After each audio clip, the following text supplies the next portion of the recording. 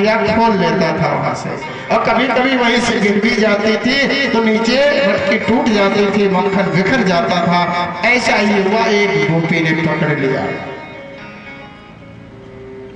गोपी वो गांव की बहू थी, इसलिए लज्जा भी करना था सबसे।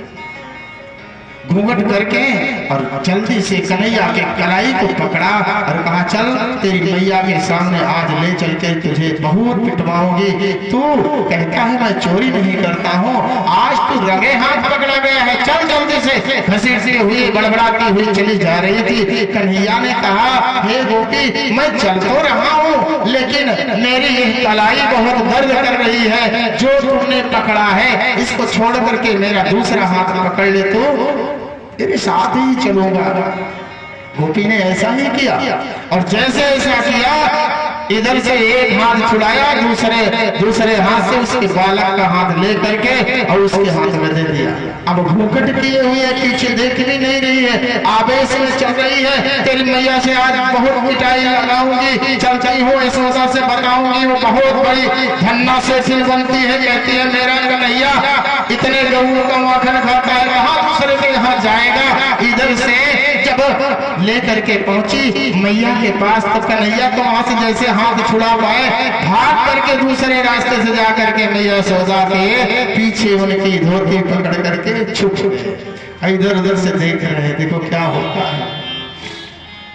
आई लेकर के, यशोदा जल्दी से बाहर निकल, तू कहती है ना तेरा कन्हैया कहीं चोरी नहीं करता, आज उसे मैं रंगे हाथ पकड़ करके लाई हूँ। जैसे आगे आई मैया वैसे खींच करके उस बालक को आगे कर दिया, देख इसको।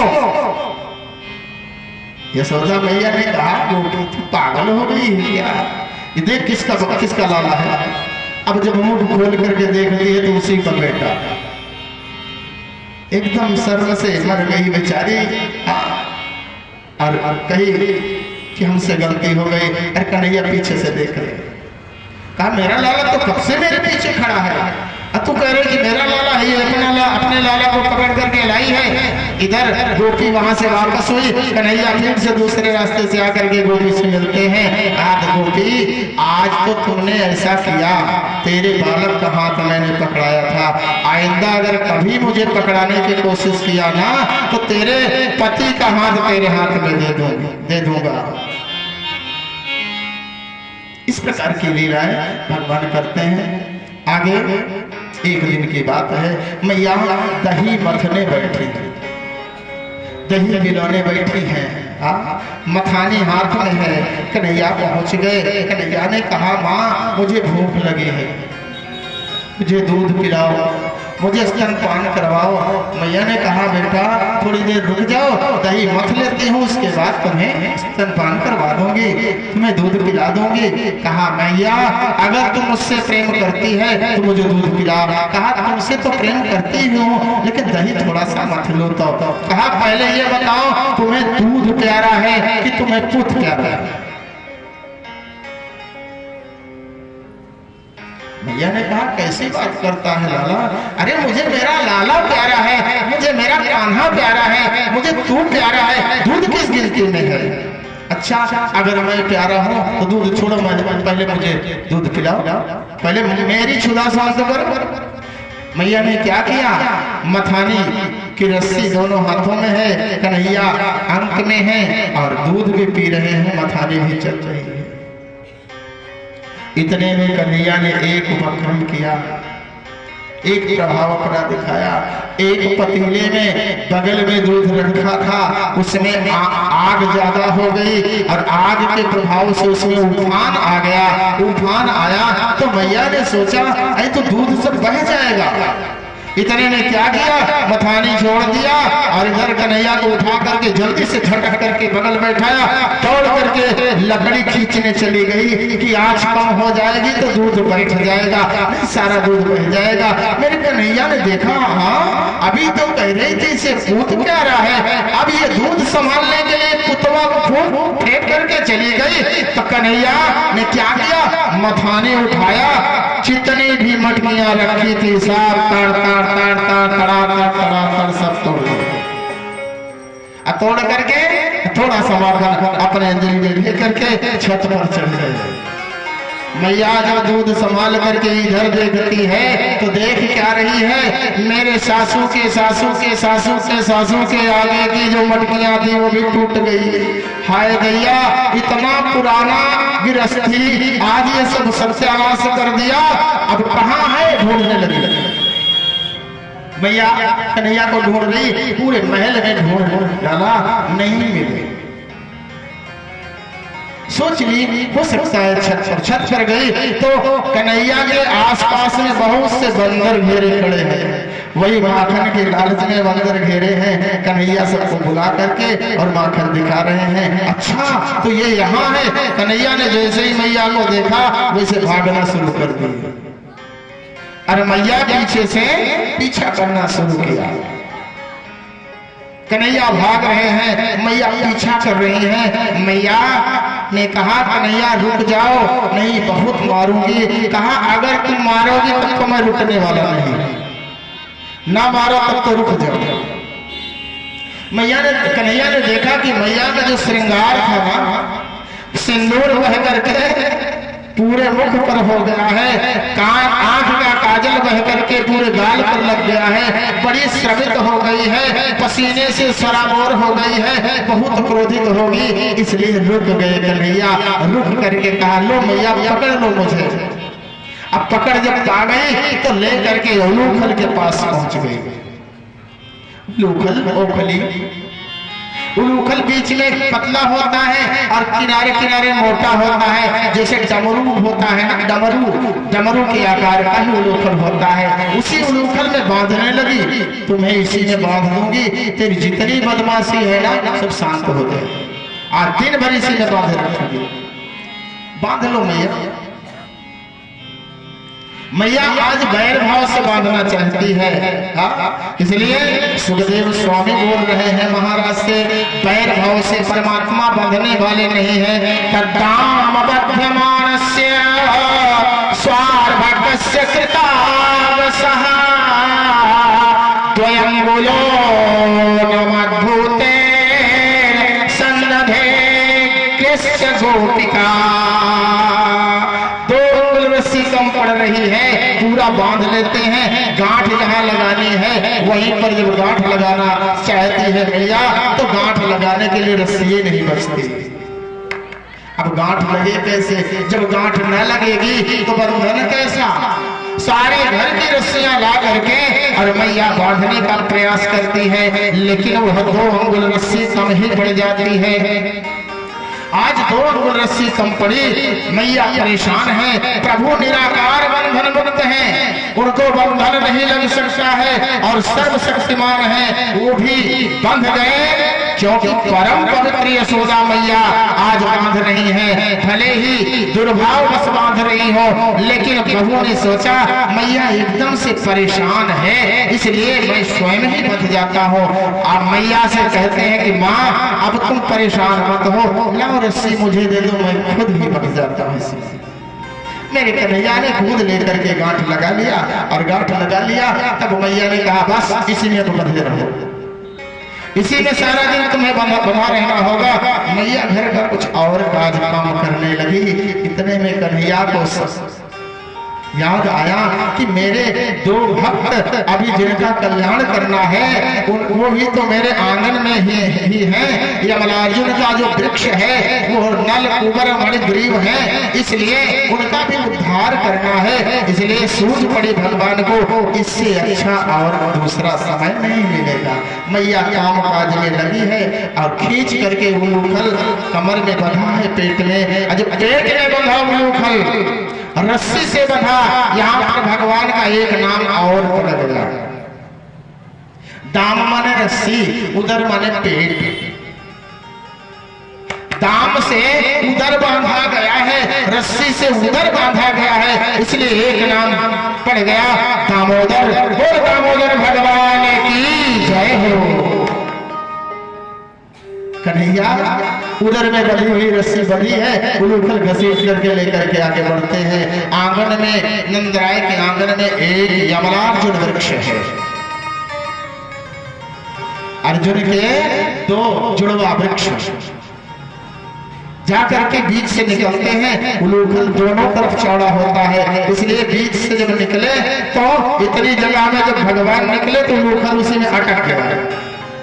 अरे अटक गया तो थोड़ा सा एक झटका लगाया, दोनों वृक्ष अरड़ा करके और गिर पड़े।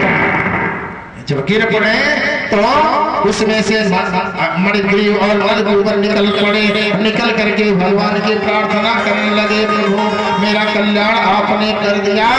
भगवान ने कहा ठीक है, कल्याण तो तेरा हो गया, लेकिन अब ज्यादा देर तक यहाँ मत रहो, नहीं हमारा भी कल्याण हो जाएगा। अगर मैया जान गई तो कल से मुझे बालक वाला इसलिए नहीं मिलेगा, इसलिए हमारा भी कल्याण इस घर से हो जाएगा। इसलिए तुम जल्दी से जाओ। नलकुबर मणिग्रीव ये कुबेर के पुत्र थे, ऋषि के द्वारा शापित थे। आज कन्हैया ने उनका उद्धार किया है। उद्धार करने के बाद जब मैया ने भारी विकराल आवाज सुना पेड़ गिरने का, तो मैया दौड़ करके काम छोड़ करके आई। देख रही कि मेरा कन्हैया किधर गया। उलूखल तो दिखाई पड़ रहा लेकिन कान्हा नहीं दिखाई पड़ रहा। पेड़ की डाल के बीच में बैठ करके कन्हैया मुस्कुरा रहे हैं। नलकुबर मणिग्रीव का उद्धार किया आज। इसलिए मेरे परमात्मा के उद्धार किसका कब करेंगे कोई प्रमाण नहीं है। यही सदग्रंथ बोल वीर अभिमन्यु की जय हो।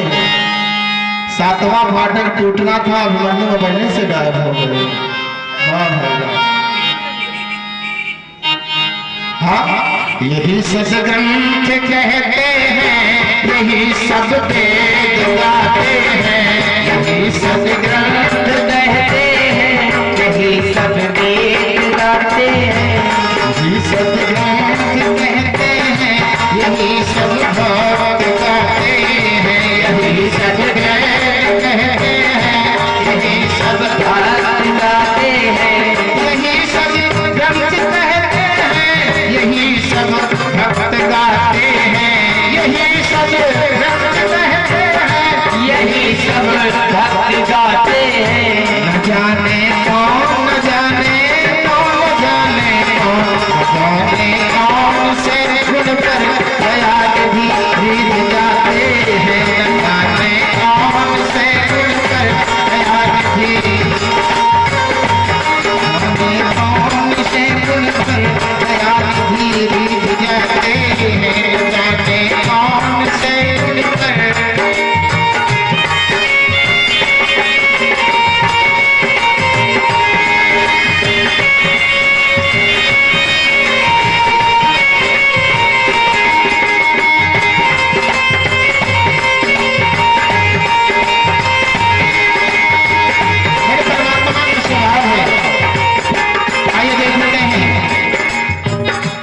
रोए मन गमन में भी पिता की वेदनाओं पर। रोए मन गमन में भी पिता की वेदनाओं पर। महाराज कैसे तो मछली की तरह तड़प रहे हैं, लेकिन भगवान के नेत्र में आंसू नहीं है। लेकिन मेरा परमात्मा, मेरा वो कृपा दयालु का सागर, दया का सागर, करुणा वाला परमात्मा रोता कहाँ है जरा देखिए। न रोए मन गमन में भी पिता की वेदनाओं पर। न रोए मन गमन में भी पिता की, न रोए मन गमन में भी पिता की वेदनाओं पर। न रोए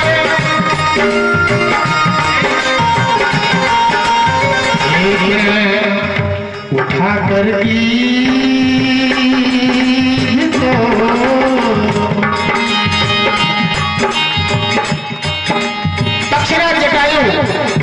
रावण के द्वारा हताहत किया गया है, उसे उठा करके परमात्मा आंसू बहा रहे हैं। जरा देख लीजिए। उठा करके तो निज लोक में आंसू बहाते हैं। उठा करके तो निज लोक में आंसू बहाते हैं। यही सदग्रंथ कहते हैं, यही सब भक्त गाते हैं। यही सब ग्रंथ कहते हैं, यही सब भक्त गाते हैं।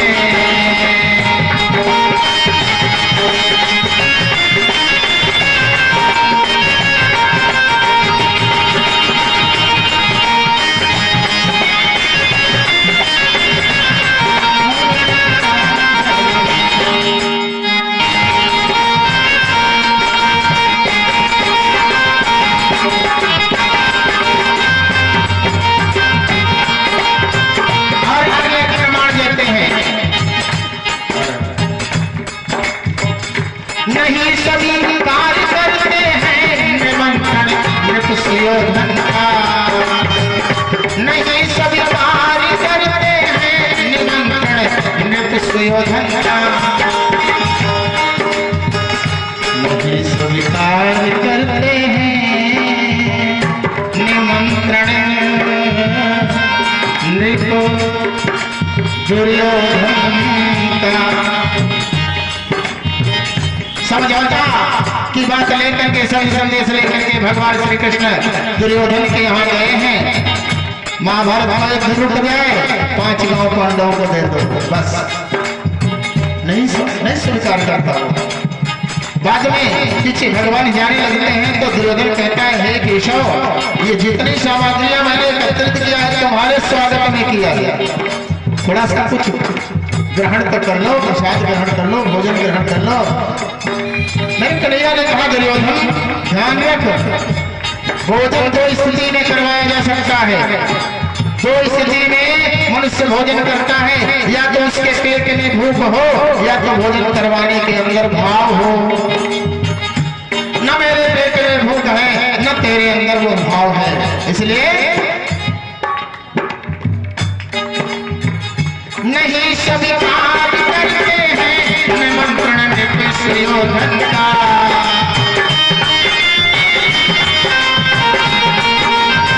लेकिन विदुर के घर विदुर के घर विदुर के घर विदुर के घर में जाकर के वो छिलकों का लगाते हैं। विदुर के घर में जाकर के वो छिलकों का लगाते हैं। कहते हैं यही समभक्त गाते हैं, मौन से बीज जाते हैं, बीज जाते हैं, बीज जाते हैं। मेरे परमात्मा आज नल को बड़े गरीब का उतार के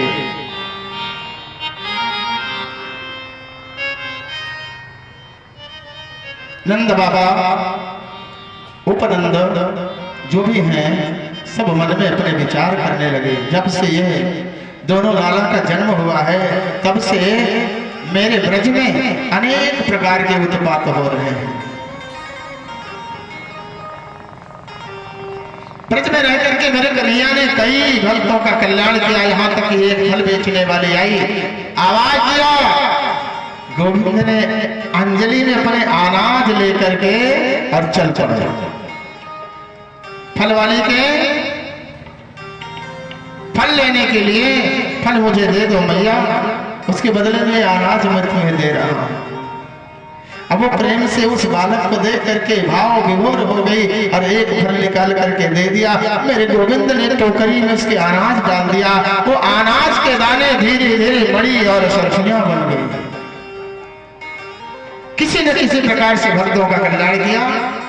और इधर सारे लोग मिल करके सोचते हैं इस ब्रज का रहना तो ठीक नहीं है, यहाँ हर दिन उत्पात हो रहे हैं। गोवृद्धा महोत्पातान् अनुभूय बृहद्वने नंदादयः समागम्य ब्रज कार्यमन्त्रयन्। विचार करने लगे ब्रजवासियों को क्या करना चाहिए। ऐसा निश्चय करके गोकुलवासी गाड़ियों पर सामान लाद लिया और लाद करके सामान बच्चों को लाद करके वृंदावन पहुंच गए। वृंदावन वृंदावन वृंदावन नाम पशक्यं नवकाननम् गोपी गवां से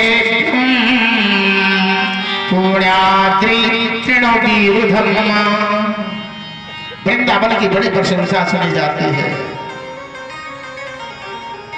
पशुओं को उपयोगी घास आदि वहां मिल जाएगी। वहां पहाड़ है, वृक्ष है बहुत से। गोपी और गौओं का कल्याण करने के बड़े शासन हैं। वृंदावन धाम को वास भलो जहां पास बहे यमुना पटरानी। जो जन ध्याई के ध्यान करे वैकुंठ मिले जिनको राजधानी, चारों वेद बखान करे और संत मुनि गुणी गणमानी, यमुना यमदूतन तारती हैं, भवतारती हैं श्री राधिका रानी। बोल राधा मरने की जय। वृंदावन जहां वृंदावन तुलसी के सुंदर सुंदर समूह लगे हैं, ऐसे घर को भी वृंदावन कहा गया है। नंद कौन है? नंदः प्रोक्तः स गोपालैर् नवलक्षगवाम पति स नंदः। जिनके 9 लाख गाय हो उसे नंद कहा गया है। उपनंदस्य कथितः, उपनंद कौन है? 5 लक्ष गवाम पति, 5 लाख गाय जिनके हैं वो उपनंद है। बृखभानु समुक्तयो, बृखभानु कौन है? कहा 10 लक्ष गवाम पति स बृखभानु, जिनके 10 लाख गाय हैं वो बृखभानु है। अब गवाम कोटि गृहे यस्य नंदराज सराजित, वो नंदराय है। नंदराय के यहाँ भगवान ने अपना निवास बनाया। 1 करोड़ गवाम कोटि गृहे यस्य, गाम पालयन्ति घोषेषु सदा गोवृत्तयो निशम्, गोपालस्ते मया प्रोक्ता तेषां त्वं लक्षणं शृणु। जो खिरकों में बैलों और गायों को पालते हैं उन्हें गोपाल कहा गया है। मेरे कन्हैया गोपाल है। गोविंद जब कुछ और बड़े हुए तो बछड़ा चराने जाने लगे। कश्चित् यमुना तीरे वत्सांचारे तोषकै, बछड़ा चरा रहे थे।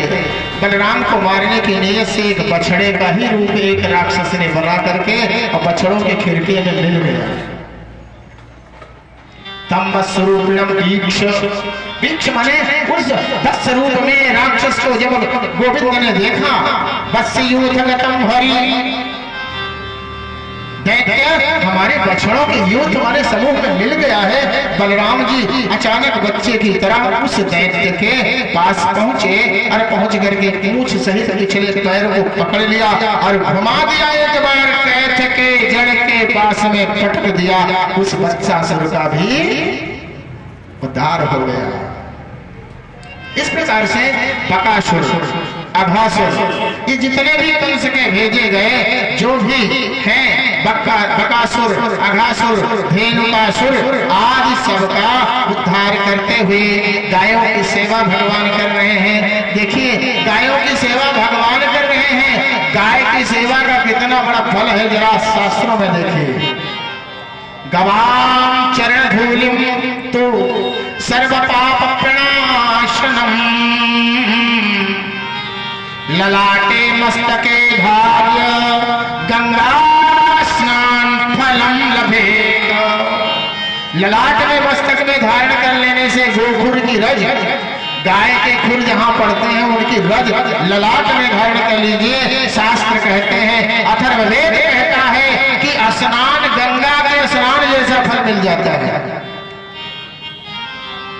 अब मेरे मोहन के, मेरे कन्हैया के तो क्या पूछने की बात है। आगे गाय पीछे गाय, एक गाय भूत गाय, गोविंद को गायन में बस को गायो है। और गायन के संग गावे, गायन के संग धावे, गायन के खुर रैनो मंगल कटावे हैं। सारे अंग में गाय के खुर की रेणु। गायन सो ब्रज छायो वैकुंठ बिसरायो, गाय के लिए ही वैकुंठ से भगवान ब्रज में आ गए। गायन के ही कर गरी लय उठायो है, गिरी लय उठायो है। अक्षीत स्वामी गिरधारी विठलेश सपुधारी, ग्वारिया को बेस धरी गायन में आयो है। मेरे कन्हैया ग्वाला बन गए, ग्वाड़िया बन गए। वृंदावन के बाद में बगीचों में और सरोवरों में अनुपम छटा फैल गई, जहां गोविंद का स्थान हो जाए। हरी हरी घास गायें चरती हैं, भगवान अपने सखाओं के साथ उनके साथ मनोरंजन करते हैं। एक दिन श्री रामा आदि सखा बोले, आप दोनों भाई राक्षसों को मारने वाले हो भैया, हमारी इच्छा यहाँ से कुछ दूर ताल वन में चलने की है, वहां चलेंगे। फलानि तत्र भूरिणी पतन्ति पतितानि च, वहां बहुत से ताल के फल गिरते हैं, उसे खाने की इच्छा है। पहुंच गए, दाऊ दादा भी पहुंचे। उस ताल के वन में पक्के पक्के फल गिर रहे हैं, कुछ गिरे पड़े हैं, परंतु दुष्ट धेनुकासुर अपने बहुत से संबंधियों के साथ वहां रहता है। कंस का भेजा हुआ ये भी है। धेनुकासुर बहुत से मनुष्यों को खा भी चुका है। हे दाऊ दादा, हमारी उन फलों की खाने की इच्छा है। श्री कृष्ण सब को लेकर के और फलों के उस ताल वन में पहुंचे। धेनुकासुर ऐसा है जिसके खुद के प्रभाव से, खुद के चपेट से भूमि कांपती है। अगर वो चलता है, तेज से दौड़ता है, तो भूमि कंपित होती है। ऐसा दुस्सह है वो। दुलत्ती चला दिया बाबा बलराम के ऊपर, दादा बलराम के ऊपर दुलत्ती चला ही रहा था कि दाऊ जी ने पिछले पैर को पकड़ लिया और घुमा करके ताड़ के वृक्ष के जड़िया को भी पटक दिया। उसका भी कल्याण हो गया, प्राणांत हो गया। धेनुकासुर का भी कल्याण हुआ। आगे एक दिन भगवान की लीला, गाय बछड़ों को लेकर के और कालिंदी के किनारे गए थे। वहां काली एक हृद है, एक कुंड है, उसी कुंड में सारे गाय बछड़े जलपान करते हैं। जलपान कर लिए जैसे ही सब अचेत हो गए, सब अचेत हो गए। भगवान ने देखा, बात क्या है? देख रहे हैं वहां एक काली नाग उस हृदय में रहता है, जो उस काली के हृदय को के जल को अपने विष के माध्यम से विषाक्त कर दिया है। उस हृदय के ऊपर से आकाशचारी जीव भी जब उड़ करके जाते हैं तो विष के प्रभाव से झुलस करके नीचे हो जाते हैं। और वह काली जो अंदर है वो उन जीवों को अपना आहार बना लेता है। इस प्रकार से व्यवस्था काले हृदय की है। भगवान ने अपने मन में विचार किया, काले हृदय को स्वच्छ करना चाहिए। यहाँ के जल को सारे गोप ग्वाल बाल सब पीते हैं, गाय बछड़े पीते हैं, सबका कल्याण हो। इसलिए माई काहे को जा रही हो, नीक नहीं लग रहा है, अच्छा नहीं लग रहा है। बात है कि याद आ गई, एक पंडाल था, महाराज जी कथा बोल रहे थे, कहीं दूसरी जगह की बात कर रहे हैं, यहाँ के नहीं कर रहे। पंडाल में बहुत से श्रोता बैठे थे और बैठ करके कथा सुन रहे थे। महाराज जी भी आंख बंद करके एकदम मस्त होकर के कथा बोल रहे थे। अध्यात्म की कथा चल रही थी, जीव और परमात्मा की। अब वो कथा किसकी समझ में आ? जब तक चटनी अचार न मिले कथा में, तो कथा किसके समझ में आएगी? कहते हैं भैया महाराज जी तो कभी किस्सा कहानी बताते ही नहीं है, वो चुटकुल्लो नहीं कहते हैं। इसलिए वो पंडाल पूरा भरा हुआ था। महाराज जी आंख बंद करके अध्यात्म की कथा बोले पड़े थे। अब अध्यात्म की कथा किसी को समझ नहीं आ रही है तो एक एक लोग करके उठ करके जा रहे हैं, लेकिन महाराज जी की आंख बंद है। अध्यात्म सीधा अपने आत्मा को परमात्मा से जोड़ करके कथा बकाए चले जा रहे हैं। आंख जब खुली तो देखा पूरा पंडाल खाली, जैसे मैया भी चली गई। अब कथा में से कोई जब चला जाता है तो कथा बोलने वाले को बड़ा दुख होता है। दुख होता है तो फिर समझ ले आगे। इस प्रकार से कहा कि जब पंडाल खाली देखा तो बाबा ने पूछ लिया। एक बूढ़ा बाबा बैठे थे, कहा बाबा और सब कहाँ चले गए? कहा और सब अपने अपने घर गए। काहे को? कहा आपकी कथा किसी को समझ में नहीं आ रही। अच्छा, तुम्हारे समझ में आ रही है क्या? बुढ़ऊ बाबा तुम्हारे समझ में आ रही है क्या? कहा नहीं, हमारे भी समझ में नहीं आ रही है। कहा फिर काहे को बैठे, तुम और चले जाओ, पंडलवा एकदम खाली हो जाए। कहा हम भी चले जाएंगे बाबा, लेकिन जौने गद्दवा पे बैठ के कथवा बोला था वो हमारा ही आ, वह छोड़ा हम चले जाओ। मैया के जाने पर याद आ गया, क्षमा चाहते हैं। आइए, इतनी बढ़िया लीला चल रही थी, कथा से उठ करके कोई जाने लगे तो यही जो कथा में विघ्न आ जाता है। ध्यान रखें, एक छोटी सी कथा सत्यनारायण बाबा की है, जिसमें कलावती कन्या पूजा को छोड़ करके, कथा को छोड़ करके गई है, उसके पति की नाव डूब गई जल कर। इतना बड़ा कष्ट आ सकता है कथा छोड़कर जाने से। सब यही संभालने वाले हैं, जितनी देर भगवान की कथा में हम रह जाएं, उतनी देर में सब जितना रहेगा सब भगवान देखेंगे।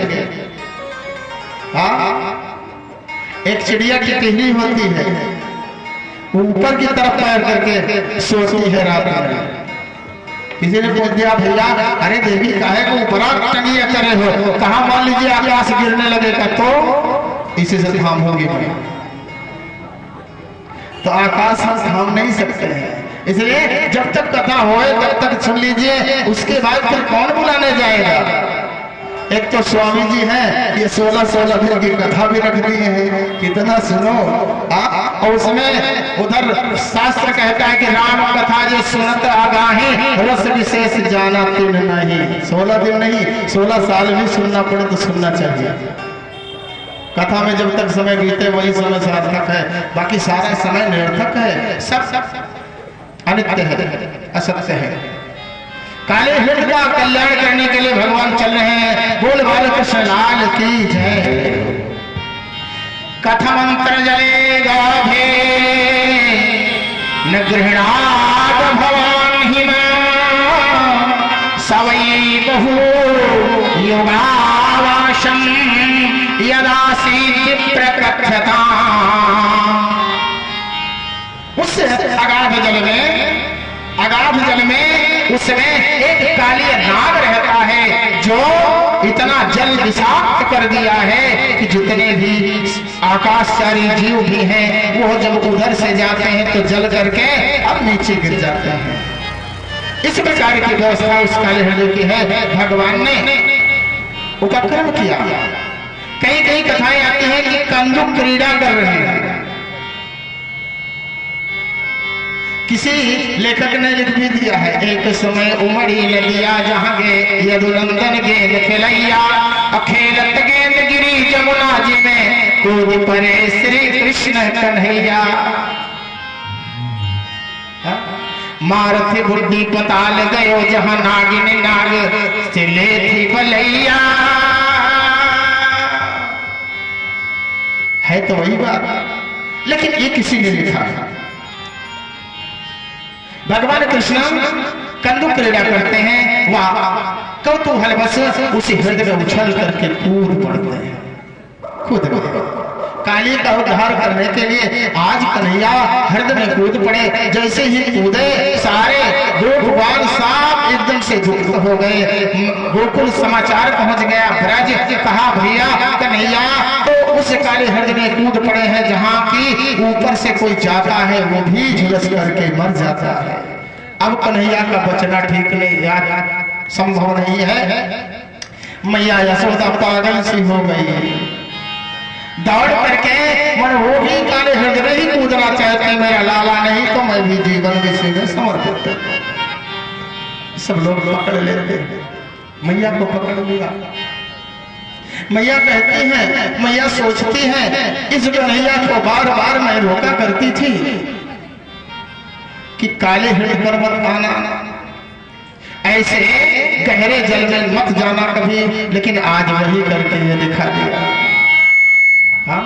कन्हैया के लिए सोच रही हूँ मैया, क्या मैं तो हरदम कहती थी कि नदी नारे न जाओ श्याम पैया, नदी नारे न जाओ श्याम पैया, श्याम पैया करो नदी नारे न जाओ श्याम पैया करो नदी नारे जो जाओ पगई पे करो नदी नारे जो जाओ पगई पे करो नदी नारे जो जाओ नदी नारे जो जाओ पगई पे करो बीच धारे न जाओ श्याम पैया करो बीच धारे न जाओ श्याम पैया करो बीच धारे न जाओ श्याम पैया करो नदी नारे न जाओ श्याम पैया करो नदी नारे न जाओ श्याम पैया करो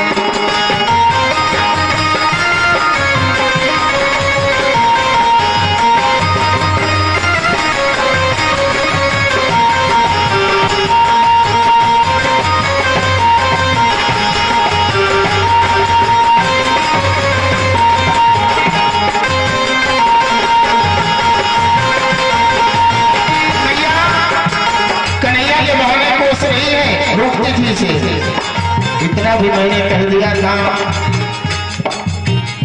बीच धारे जो जाओ तो जइबे करो बीच धारे जो जाओ तो जइबे करो उस पारे न जाओ श्याम पैया करो उस पारे न जाओ श्याम पैया करो उस पारे जो जाओ तो जइबे करो जाओ श्याम पैया करो काली बहके न जाओ श्याम पैया करो काली बहके न जाओ श्याम पैया करो काली बहके न जाओ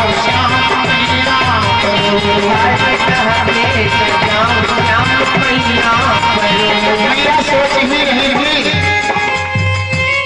मेरे कन्हैया जल के अंतर स्थल पर जब गए तो वहां नागिनियां जाग रही थी लेकिन नाग सुख रहा नागिनियों ने कहा अरे लाला तू इतना कोमल है इतना सुकुमार तेरा स्वरूप है मेरे पति देव अगर जाग जाएंगे तो तू बच नहीं पाएगा तेरे ऊपर बड़ी दया आ रही है तू यहाँ से भाग जा कन्हैया ने कहा तेरे तुम्हारे पति देव है कहाँ इतना भी चाहे तो उनसे मिलना चाहता उनके बीच से कोई बच नहीं सका आज तक कहा तुम्हारे पति से मिलने के लिए मैं आया हूँ तो कैसे चला जाऊं काम तो उन्हीं से है हाँ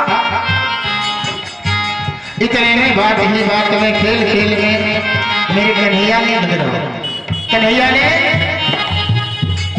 अपने पैर को अपने चरण को काली के पूंछ पर पटक दिया और किसी सर्प के पूंछ पर अगर पैर पड़ जाए तो कितना फुंकार करके वो उठेगा इसे सबको मालूम है काली उठ करके खड़ा हुआ अपने 1000 फड़ों से उठ करके कन्हैया ने वो बड़ा जोर से मेरे कन्हैया न कहो है फुर्तीले शरीर से उठ करके उसी के फड़ पर सवार हो गए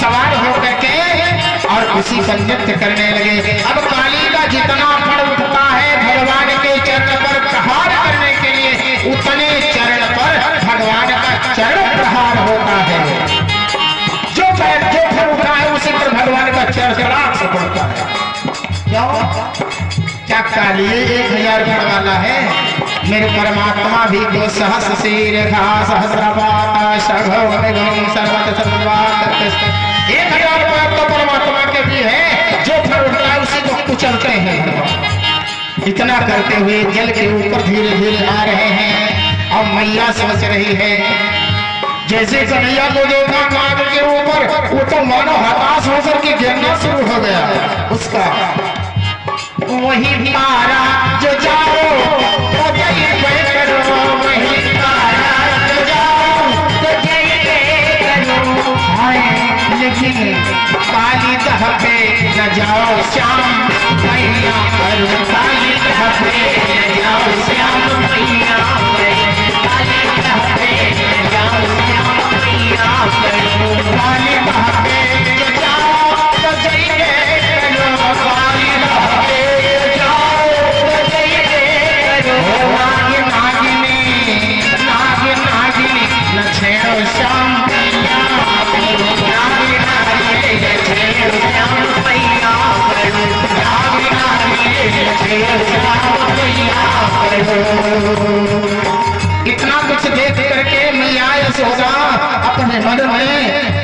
परम दुखित है। अब भगवान नाच कैसे रहे हैं जरा देखिए। ग्वाल बाल सब किनारे किनारे खड़े हैं, मानो भगवान श्री कृष्ण 1000 खड़ों पर नटवर बहु बरहापीजम नटवर बहु कर्णयो कर्णिकारम विभ्रतवासः कनक कपिशं वैजयन्ती चमाला। सुंदर शोभा भगवान की बनी है, अपने 1000 पैरों से नाच रहे भगवान। कैसे? किसी कवि ने लिखा, बाबा सूरदास ने लिखा, भगवान के नाचने की दशा क्या है जरा देखिए। तांडव गति मुंडन कर वही, तांडव गति मुंडन कर बनमाली, तांडव गति मुंडन कर, तांडव गति मुंडन कर फिर पत बनमाली, तांडव गति मुंडन कर फिर पत बनमाली। पम पम पम पग पग पग पम पम पम पग पग पग पम पम हर ऊपर पम पम पम पग पग पग हर ऊपर बिन बिन बिन बिनती कर बिन बिन बिन बिनती कर भागवत होगी तांडव गति मुंडन फिर पत बनमाली, तांडव गति मुंडन।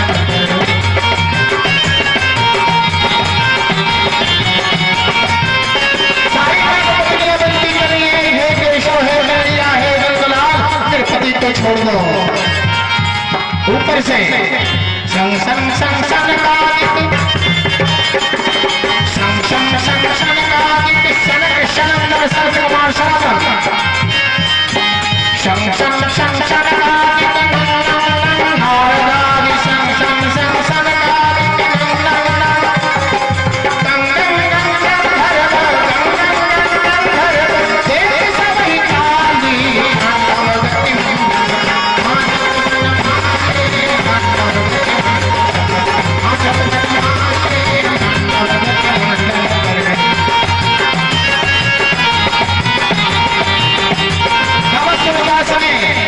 को लिखा। सूरदास की वाणी न होना जाने, सूरदास की वाणी, सूरदास की वाणी न होना जाने। चम चम चम चरण धर, चम चम चम चरण धर, अभय दियो काली तांडव गति मुंडन नाचत बनमाली, तांडव गति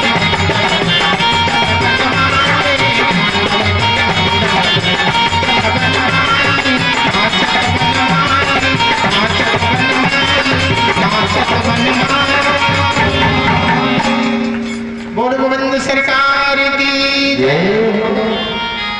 भगवान नृत्य कर रहे हैं, सारी नागपत्नियां प्रार्थना कर रही हैं, हे प्रभु मेरे पति देव को छोड़ दो।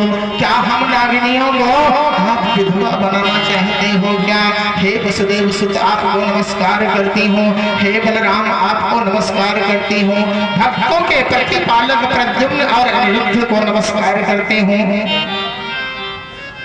हे यादवों के पति आपको बारंबार नमस्कार करती हूँ। गोविंद ने इस प्रकार नागपतियों की पत्नियों की करुण पुकार सुन करके नाग को छोड़ दिया। अब तो आहत खड़ों को लेकर के काली नाग भगवान से बोल पड़ा, वयम खला शौकत्या तामसादीन भगवन्यमः स्वभावो दुष्यजो नाथ लोकानाम यद सदग्रह। हे श्याम, जब से हम दुष्ट स्वभाव के पशु हैं, दुष्ट स्वभाव के जीव हैं, तमोगुणी बहुत दिनों के बाद बदला लेने वाला स्वभाव हम लोगों का है। नाग बहुत दिनों के बाद भी बदला लेता है, और जीव अपना क्रोध स्वभाव छोड़ना, हम ऐसे जीव हैं अपना क्रोधी स्वभाव छोड़ना कभी जानते ही नहीं, बहुत कठिन है मेरा क्रोध छोड़ देना। त्वया सृष्टि में जम विश्व, हे नारायण आपकी सृष्टि ये सारा विश्व है। धातर गुण विसर्जनम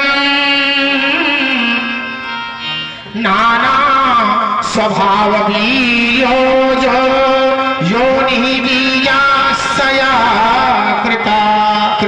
हे नाथ, मेरा तो स्वभाव है, ये विष बनाने वाले, मेरे अंदर स्वभाव प्रेषित करने वाले तो आप ही हो ना। गोविंद ने नाग की प्रार्थना सुन करके कहा, हे नाग, आज मैं तुम्हें क्षमा करता हूं और आज से जा करके इस हृदय को छोड़ करके रमणक द्वीप में रहना। रमणक द्वीप द्वारका और कच्छ भुज के बीच में है, चला जाओ वहीं पे। कालिया ने गरुड़ का भय बताया, क्योंकि कालिया गरुड़ के भय से ही इस काले हृदय में रहा करता है। गरुड़ जब चाहता था तब किसी भी सर्प पर आक्रमण कर देता था, क्योंकि गरुड़ जो है उनका सर्प आहार है।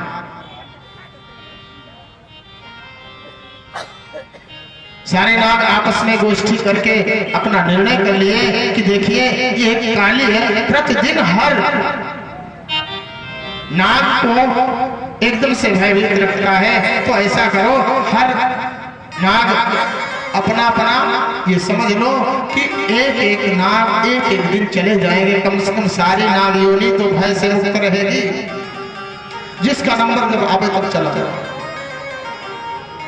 लेकिन जब काले का नंबर आया, न किसी को दूसरे को भेजा और न स्वयं गया, ये आकर के काले हृदय में रहने लगा। क्यों? क्या काले हृदय में गरुड़ नहीं आ सकते थे? एक बार की बात है, 100 भरी ऋषि तपस्या कर रहे थे सी काली नदी के किनारे हृदय के पास में। यहीं पर गरुड़ आकर के मछलियों को पकड़ता था और ग्रहण कर लेता था। 100 भरी ऋषि ने कहा, देखो गरुड़, हमारे तपस्या के स्थली को तुम नष्ट भ्रष्ट कर रहे हो, यहाँ आकर के मछलियों को आहार बनाते हो, पाप करते हो, हमसे देखा नहीं जाता है। आज के बाद यहाँ बताना। गरुड़ के जबरदस्ती करने पर 100 भरी महात्मा ने श्राप दे दिया, हे गरुड़, आज के बाद अगर यहाँ तुम आकर के मछलियों को पकड़ोगे तो निश्चित रूप से तुम्हारे सिर के कई टुकड़े हो जाएंगे। इसी भय से गरुड़ वहां नहीं आता, इसीलिए काली हृदय में वो नाग रहता है। यही सब कारण है प्रभु। कहा, देखो काली, अब तुम्हारे सिर पर मेरे चरणों का प्रहार बन गया है, चरण का चिन्ह बन गया, इसलिए गरुड़ अब तुम्हें कुछ नहीं बोलेगा। गरुड़ भगवान के वाहन है ना, तो इसलिए भक्त को नहीं बोलेंगे। भगवान बोले, चरणों के चिन्ह को लेकर के तुम जाकर के रमण द्वीप में निवास करो। वो नाग चला गया रमण द्वीप के लिए। काले हृदय निर्मल हो गया, स्वच्छ हो गया, शुद्ध हो गया। इस प्रकार से भगवान ने काली का उद्धार किया, हृदय को स्वच्छ किया। एक समय की बात है, भगवान ने गोप बालों को बचाने के लिए रात्रि के समय में बाग में जंगल में आग लग गई, और आग लग गई तो सारे जो ग्वाल बाल थे, ठंडी की रात्रि थी, शीतकालीन समय था, यमुना के किनारे ठंडी ठंडी हवा चलने लगी, और उन्हीं पर आधी रात के समय दावाग्नि भभक उठी, सभी जलने लगे। सब ग्वाल बाल ब्रजवासी जा करके भगवान श्री कृष्ण से आग्रह करने लगे, कृष्ण कृष्ण महाभाग, हे रामाति विक्रमा, एस घोर क्रमो गहन रे, काह कान ग्रसते ही राम। ये घोर अग्नि जो है वो हम सबको जला करके राख कर देगी। आज भगवान ने अग्नि को भी अपने मुख में रखा। क्यों न रखते? अग्नि भगवान के मुख से उत्पन्न हुई है, इसलिए मुखाद अग्निर्जायत रुद्री, मुख से भगवान के ब्राह्मण और अग्नि दोनों का प्रादुर्भाव हुआ। अग्नि भी स्वाहा लेती है और ब्राह्मण भी आहा लेते हैं। वैसे तो सब लेते हैं, लेकिन ब्राह्मणों को भोजन करवाने से जो फल मिलता है, अग्नि में स्वाहा करने से जो फल मिलता है, उससे कई गुना अधिक फल ब्राह्मणों को भोजन करवा देने से मिल जाता है। इसलिए ब्राह्मण और अग्नि भगवान के मुख से उत्पन्न हुए। आज अग्नि को सम्मान दिया भगवान ने, अग्नि की प्रतिष्ठा किया। आओ अपने स्वाभाविक जो पहले का स्थान है उसको ग्रहण कर लो। अग्नि को अपने मुख में रख करके सभी ग्वाल बालों की रक्षा किया। भगवान के लिए बात आती है कि भगवान खेल भी खेलते हैं। कहीं कहीं दंत कथाएं हैं कि तिक्की घोड़ा, कोई घोड़ा बनता है तो कोई उसके ऊपर चढ़ता है। इस प्रकार से आज वहां रहते रहते कलम्बासुर का भी वध किया, उसका भी उद्धार किया। इस प्रकार से भगवान ने ऋतु कालीन समय आया हुआ देख करके, शरदकालीन समय ऋतु आई हुई देख करके मेघों के निशान साफ हो गए हैं। कृषक अपने खेतों में प्रसन्नता से हल चला रहे हैं। खेतों का कृषक किसी कार्य कर रहे हैं। पेड़ पौधे फलों से लद गए हैं। पुष्पों की सुगंधी चलने लगी है। भगवान ने गाय चराते हुए बंसी वादन शुरू कर दिया। बंसी बजाया। गोपियां वहां पर चारों तरफ से दौड़ करके आने लगी गोविंद के मनमोहक स्वरूप को देख करके और आसपास में घूमने लगी। मेरे परमात्मा रंध्रान वेणोर्धर सुधया पूरयन् गोपवृंदै। बंसी के छिद्र को अपने मुख के द्वारा निकली हुई श्वास से पूरित कर रहे हैं। गोपियां दौड़ पड़ रही हैं।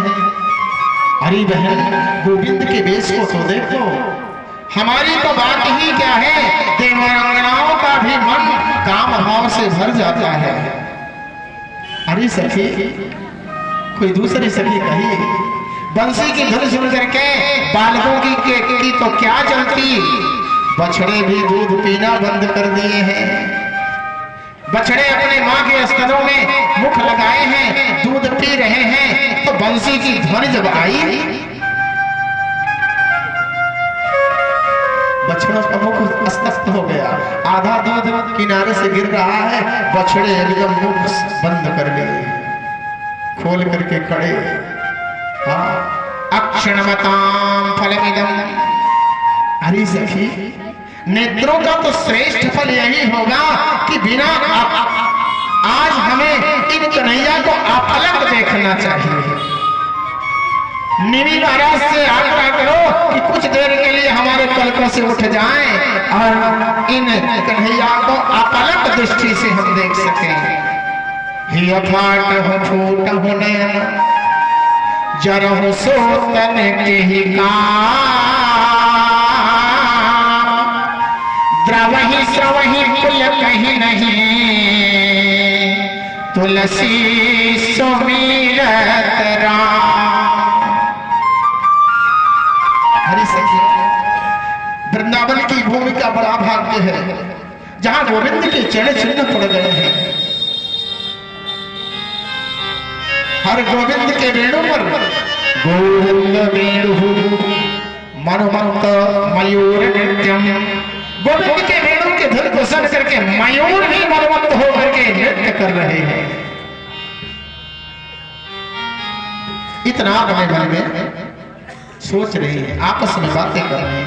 धन्या अस्म मूढ़मतयोपि हिरण्येतायं नंद नंदनम पात विचित्र वेशम। नंद नंदन के प्रेम भरी चितवन को निहार रहे हैं। हरी सखियों, गायों को तो देखो।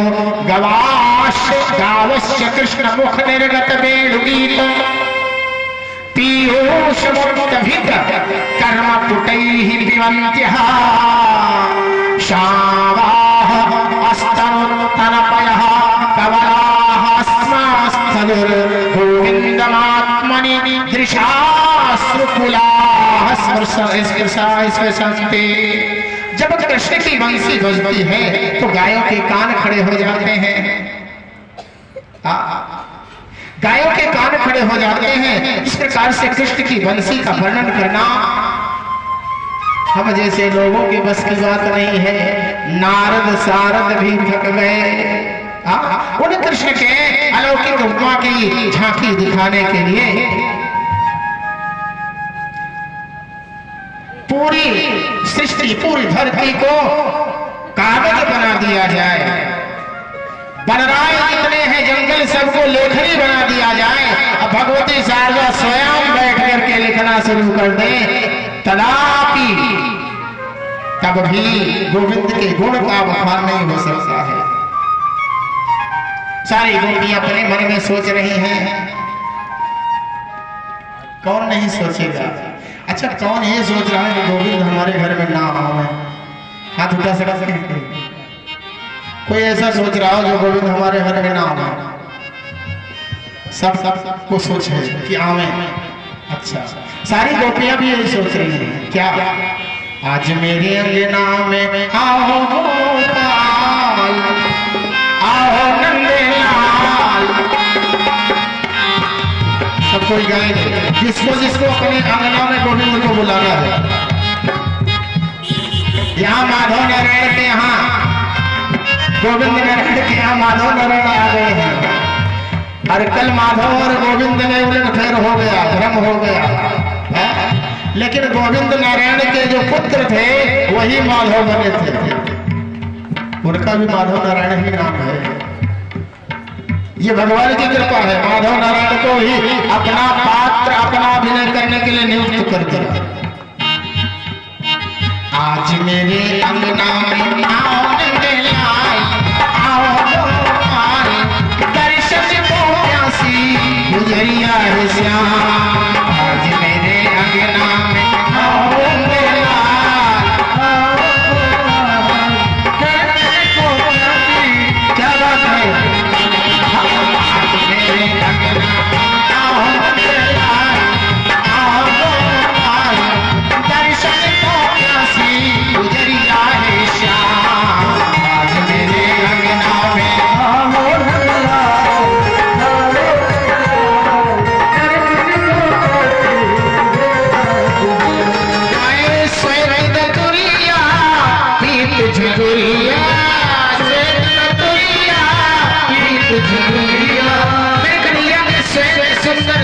दूध जैसे दांत, अब पीले रंग का पीतांबर पहने हुए हैं। मानो उसी स्वरूप में हम आप सब बुलाना चाहते हैं अपने आंगन में। श्वेत कतुरिया पीत जगुरिया, श्वेत कतुरिया पीत जगुरिया। ऐसी छवि, ऐसी छवि, बस ऐसी छवि दर्शाओ मेरे श्याम। आओ गोपाल, दर्शन को प्यासी गुजरिया है श्याम। आज मेरे अंगना में आओ नंदलाल, आओ गोपाल, दर्शन को प्यासी गुजरिया है श्याम।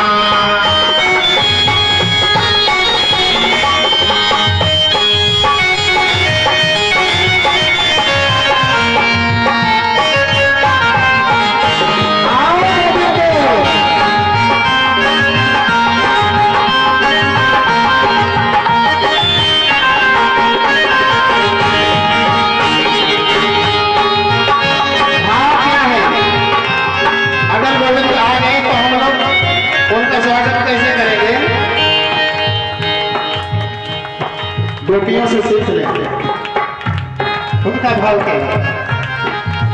कोरी कोरी मटकी में भौरी भौरी गायन को, कोरी कोरी मटकी में भौरी भौरी गायन को, कोरी कोरी मटकी में भौरी भौरी गायन को, कोरी कोरी मटकी में भौरी गायन को, कोरी कोरी मटकी में भौरी भौरी गायन को, कोरी कोरी मटकी में भौरी गायन को।